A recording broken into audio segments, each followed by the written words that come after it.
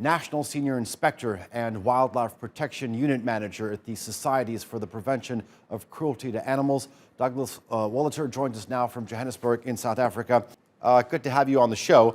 As I was preparing for this segment, I was looking into some of the photos, and many of them showed sort of heads and paws that had been hacked off, others with only their teeth and claws remaining. I mean, some were completely deboned. I mean, it's quite awful what's going on to these majestic felines. Yes, absolutely. Thank you for having me. One of the big parts is that you're seeing the dismemberment, but the actual cruelty starts with the killing of these animals. And as we know, in the majority of cases, it's aldicarb or temic, which is commonly used to poison the animals. And it results in an absolutely horrific death for these poor creatures. So the dismemberments, the second crime, the first crime has already happened with the killing and torture of these animals.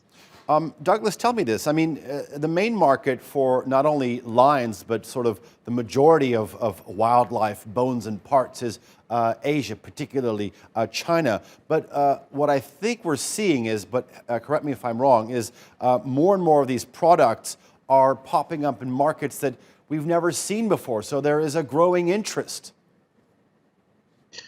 Yeah, look, it's hard to generalize, but I know that muti killings, locally in South Africa especially, you've got body parts that are used for medicinal or for traditional medicine type of purposes. So it's to get the strength of the animal into you. It's commonly used also with other body parts like vultures, that sort of thing. So yes, there's a local market, a local demand as well for these lions and lion parts. But we do know that the majority of the demand is from the east, from the Vietnamese, the Laos type areas where the majority are going to. Okay.